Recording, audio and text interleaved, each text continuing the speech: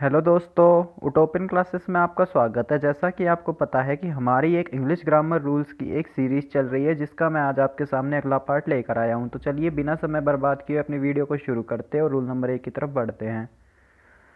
Rule number 1, पहले rule में क्या है कि आर्टिकल एन का प्रयोग वोवल साउंड से पहले करते हैं। और वोवल्स क्या होते हैं? ए, ई, आई, ओ, यू।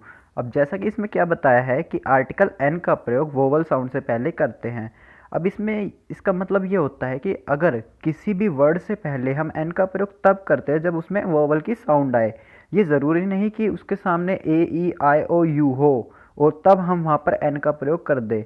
ये ज़रूरी नहीं है, क्योंकि साउंड वोवल की आनी चाहिए, साउंड ए, आ, इनकी आनी चाहिए, न कि हमें ये देखना है कि उनके आगे कोई भी मान लो कोई भी अल्फ़ाबेट है। अगर साउंड वोवल की आएगी तो हम वहाँ पर एन का प्रयोग कर देंगे। अब जैसा कि देखना एग्जाम्पल में कि he wants to become an IAS officer.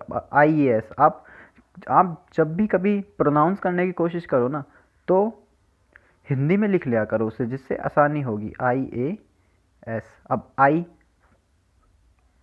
Uh vowel है, इसलिए हमने यहाँ पर एन का प्रयोग किया है। तो उम्मीद है रूल आपको समझ आया होगा। चलिए अगले रूल की तरफ बढ़ते हैं। अगले रूल में क्या है कि आर्टिकल ए का प्रयोग कॉन्सोनेंट साउंड वाले शब्दों के साथ करते हैं। अब देखना आर्टिकल ए का प्रयोग कहाँ करते हैं? जब कॉन्सोनेंट का साउंड हो। अब यह देखना है इसका example, he has a unique identity in his field. अब इसमें देखना पहला अक्षर यहाँ पर क्या है? वोवल। उसके अकॉर्डिंग तो हमने यहाँ पर एन का प्रयोग करना था, लेकिन मैंने आपको क्या बताया है कि कभी भी आर्टिकल ए एन का प्रयोग करते समय अगर साउंड वोवल की आ रही है तो आप एन का प्रयोग करोगे, अगर साउंड कॉन्सोनेंट की आ रही है तो आप ए का प्रयोग करोगे। इसलिए यहाँ पर यूनिक यू यानी कि यह जो कि एक कॉन्सोनेंट व्यंजन होता है, इसलिए हमने यहाँ पर ए का प्रयोग किया है। तो उम्मीद है दोनों रूल आपको समझ आए होंगे। अगले रूल की तरफ बढ़ते हैं।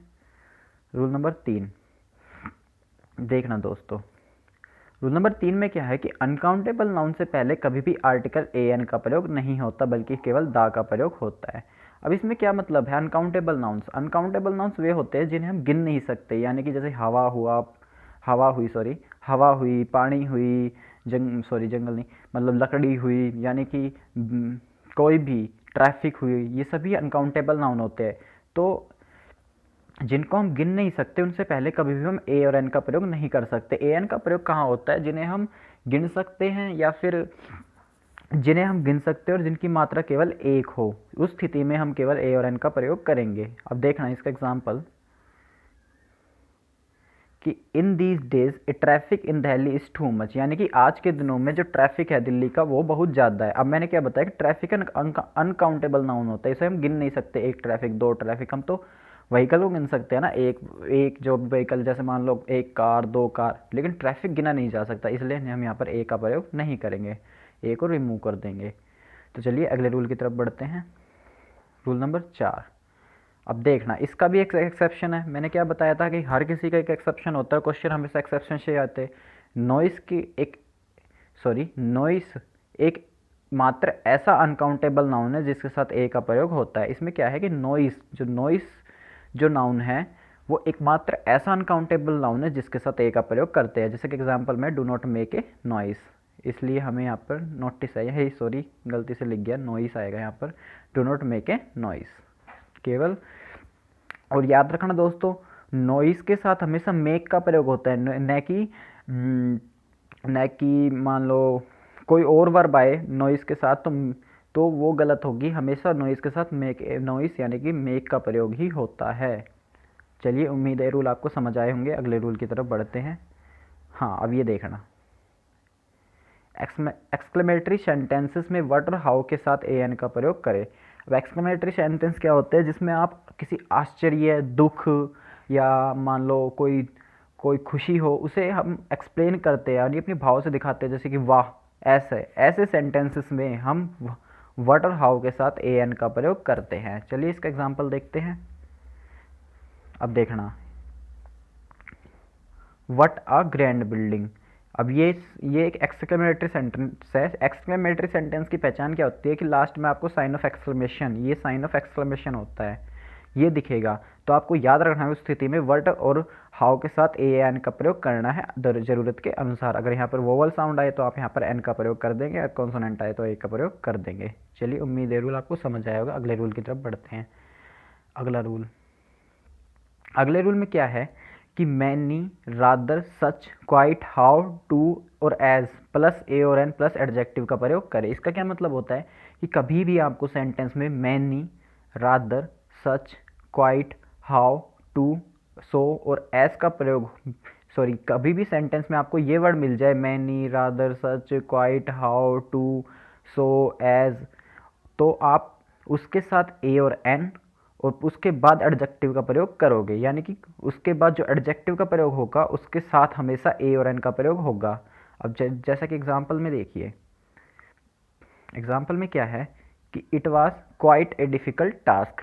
Quite a difficult, difficult adjective है, ये कैसा का, जो भी कैसा का उत्तर दे वो एडजेक्टिव्स कहलाते हैं। डिफ़िकल्ट कैसा टास्क है, कठिन, तो it was a quite, quite ऊपर वाले वर्ड्स में आ रहा है क्वाइट, इसलिए हमने यहाँ पर ए का प्रयोग किया है, क्वाइट ए डिफ़िकल्ट टास्क। उम्मीद है रूल आपको समझ आएगा। अगले रूल की तरफ बढ़ते हैं। अगला रूल देखना, अगले रूल में क्या है कि kind of, type of, sort of और variety of kind of, type of, sort of और वैरायटी ऑफ के बाद जो नाउन का प्रयोग होता है उससे पहले आर्टिकल का प्रयोग न करें। अब इसका क्या मतलब होता है कि kind of, type of, sort of और वैरायटी ऑफ लिखने के बाद जो नाउन का प्रयोग होता है ना, नाउन का प्रयोग, उसके साथ कभी भी आर्टिकल का प्रयोग नहीं होता। चलिए, जैसे कि एग्जांपल में देखना,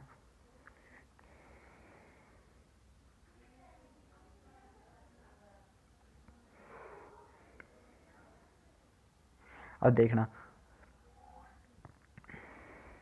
what short of man he is, यानी कि ये एक, अब देखना, अब इसमें दो मतलब कि एक गलती है। मैंने आपको क्या बताया था कि कभी भी एक्सक्लेमेशन सेंटेंसेस में कभी भी वर्ड के साथ, मतलब कि वर्ड या हाउ के साथ पहले ए और एन का प्रयोग करते हैं, तब हम किसी मतलब कोई आगे का सेंटेंस लिखते हैं। तो यहाँ पर what A short of man he is आएगा, और लेकिन शॉर्ट ऑफ के बाद किसी भी आर्टिकल का प्रयोग नहीं होगा, यानी कि मैन से पहले कोई आर्टिकल का प्रयोग नहीं होगा, लेकिन वोट के साथ आप ए या एन का प्रयोग कर सकते हैं। लेकिन देखना, स शॉर्ट, स का प्रयोग है यहाँ पर, तो ये कॉन्सोनेंट है, इसलिए हम यहाँ पर ए का प्रयोग करेंगे, what A short of man he is. चलिए, उम्मीद है रूल आपको समझ आएगा। अगले रूल की तरफ बढ़ते हैं। अगला रूल, दा का प्रयोग वहाँ होता है जहाँ पर हमें चीज़ पहले से पता हो या स्पेसिफिक हो। यानी कि इसका क्या मतलब होता है कि दा का प्रयोग हम वहाँ करते हैं जहाँ पर हमें चीज़ का या तो पहले से पता हो, यानी कि पहले से प्रीडिफाइंड हो, या चीज़ कोई महत्वपूर्ण हो, स्पेसिफिक हो, तो हम वहाँ पर दा का प्रयोग करते हैं। चलिए, इसका एग्जाम्पल देखते हैं। एग्जाम्पल से आपको ज़्यादा समझ आएगा कि the boy in white shirt is my brother.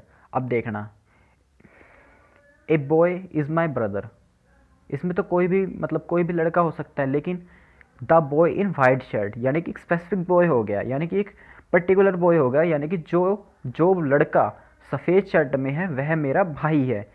Specific क्या हो गया कि वह उस जो सफ़ेद शर्ट में है, अगर उसमें सफ़ेद शर्ट का जिक्र नहीं होता तो हम यहाँ पर ऐसे लिख देते, a boy is my brother. ठीक है, इसलिए यहाँ पर हमने the boy in white shirt यानी कि स्पेसिफिक तरफ, मतलब कि आप मान लो कोई भी ये बंदा पर्टिकुलर हो गया, इसलिए हमने यहाँ पर द बॉय का प्रयोग किया है। चलिए, उम्मीद है रूल आपको समझ आया होगा। अगले रूल की तरफ बढ़ते हैं। देखना, अगले रूल, कि किसी भी प्रॉपर नाउन्स, जैसे ना किसी नाम से पहले विशेष कंडीशन में ए एन का प्रयोग होता है। अब विशेष कंडीशन में क्या होता है, किसी भी प्रॉपर नाउन क्या होता है, कोई भी व्यक्ति का नाम हो गया, कोई भी वस्तु का नाम, कोई भी वस्तु हो गई या कोई भी स्थान हो गया, उनसे पहले हम विशेष स्थिति में ए और एन का प्रयोग कर सकते हैं। विशेष स्थिति क्या होती है, एग्जाम्पल से देखना कि a Mr Sharma came to meet me yesterday. अब इसमें क्या है कि ए मिस्टर शर्मा, उसे पता नहीं है कि कौन मिस्टर शर्मा है, इसलिए कोई एक, यानी कि कोई एक मिस्टर शर्मा आपसे मिलने आया था, मतलब आपको मिलने आया था कल कल, इसलिए हमने यहाँ पर ए मिस्टर शर्मा का यूज़ किया है। यहाँ पर कोई नाम भी नहीं दे रखा। दा का प्रयोग हम यहाँ पर कर नहीं सकते क्योंकि हमें पता नहीं है कौन सा मिस्टर शर्मा है। अब जैसे देखना, शर्मा तो बहुत सारे होते हैं, मतलब शर्मा जो होते हैं वो मतलब बहुत ही मतलब बहुत से लोग मतलब शर्मा होंगे, इसलिए हमने यहाँ पर ए शर्मा का प्रयोग किया है। कोई भी दा शर्मा का प्रयोग इसलिए नहीं किया गया है क्योंकि हमें पता नहीं है कि कौन सा शर्मा, यानी कि कौन सा शर्मा, शर्मा फ्रॉम, मान लो आप फर शर्मा फ्रॉम रेवाड़ी या शर्मा फ्रॉम हरियाणा, जो भी है, इसलिए हमें यहाँ पता नहीं है कोई स्पेसिफिक शर्मा है, इसलिए हमने यहाँ पर ए शर्मा का प्रयोग किया है।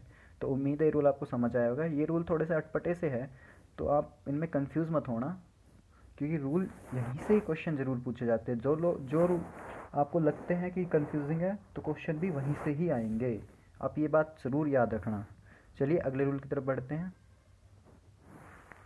अगले रूल में क्या है कि जब किसी महान व्यक्ति या स्थान की विशेषता से किसी दूसरे व्यक्ति या स्थान की तुलना की जाए, तब उस स्थिति में व्यक्ति या स्थान से पहले आर्टिकल दा का प्रयोग होता है। अब इसका क्या मतलब होता है कि यानी किसी व्यक्ति या किसी स्थान हो और उसकी विशेषता के आधार पर, यानी कि कोई उसकी विशेषता के आधार पर किसी दूसरे महान व्यक्ति या स्थान की तुलना की जाए उससे, तब हम वहाँ पर दा का प्रयोग करते हैं। चलिए इसका एग्जाम्पल देखते हैं, ऐसे आपको समझ नहीं आएगा ये कि Jaipur is the Rome of India. Jaipur की तुलना रोम से की जा रही है, किस वजह से? इसमें वजह ज़रूरी नहीं है कि आपको वजह दे रखी हो, मान लो कोई मतलब कि सुंदरता के आधार पर कर रखी हो या उनकी बनावट के आधार पर कर रखी हो, ये ज़रूरी नहीं है कि उसमें दिया होगा। लेकिन Jaipur is the Rome of India, इसलिए यहाँ पर जयपुर की तुलना रोम से कर रखी है, इसलिए हमने यहाँ पर रोम से पहले दा का प्रयोग किया है। लेकिन अगर ऐसे लिखे आ जाए कि ROM is a beautiful country, तो हम वहाँ पर रोम से पहले किसी भी आर्टिकल का प्रयोग नहीं करेंगे। लेकिन तुलना करते time Jaipur is the Rome of India, तब हम वहाँ पर रोम के आगे, यानी कि जो जिसे तुलना की जा रही है उससे आगे आर्टिकल दा का प्रयोग करेंगे।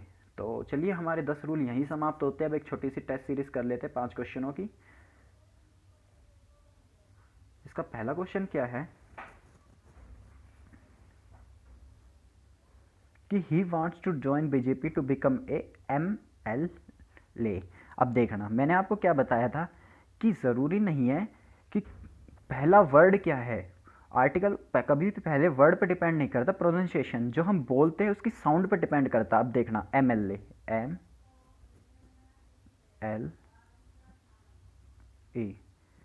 पहला क्या है? वोवल साउंड, तो यहाँ पर N का प्रयोग होगा, न कि A का।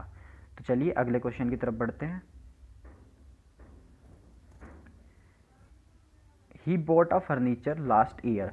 अब मैंने क्या कहा था कि अनकाउंटेबल नाउन से पहले कभी भी ए और एन का प्रयोग नहीं होता। फर्नीचर एक अनकाउंटेबल नाउन होता है दोस्तों। फर्नीचर को हम गिन नहीं सकते, एक फर्नीचर, दो फर्नीचर। हम टेबल या मेज़ को गिन सकते, एक मेज़, दो मेज़, जो भी है, लेकिन कभी भी फर्नीचर को नहीं गिन सकते। याद रखना, फर्नीचर एक अनकाउंटेबल नाउन है, तो यहाँ पर ए का प्रयोग नहीं होगा। उम्मीद है क्वेश्चन समझ आया होगा आपको। अगले क्वेश्चन की तरफ बढ़ते हैं। Ram is such ridiculous person. अब मैंने क्या बताया, देखना आप दोस्तों, रिडिकुलस का आप याद रखना मतलब होता है मजाकिया या कि हास्यास्पद, मजाकिया, ठीक है। तो अब मैंने क्या बताया था, मैनी, सच, मैंने आपको एक लिस्ट दी थी, many, such, rather, quite, too, so, as plus a और एन प्लस एडजेक्टिव की। तो यहाँ पर सच के बाद ए और एन का प्रयोग और फिर रिडिकुलस मतलब मजाकिया यानी कि एडजेक्टिव। तो यहाँ पर रिडिकुलस रा यानी कि कॉन्सोनेंट है, इसलिए यहाँ पर हम ए का प्रयोग करेंगे। Ram is such a ridiculous person. चलिए अगले क्वेश्चन की तरफ बढ़ते हैं। अगला क्वेश्चन में क्या है कि there are many varieties of the ice cream flavour. अब मैंने क्या कहा था, sort of, kind of, type of और वैरायटी ऑफ के साथ, sort of, type of, kind of variety of के साथ कभी भी जो नाउन प्रयोग होता है उससे पहले आर्टिकल का प्रयोग नहीं होता, तो हम यहाँ पर दा को काट देंगे। चलिए अगले क्वेश्चन की तरफ बढ़ते हैं। देखना, Mohan is the Ram of modern India.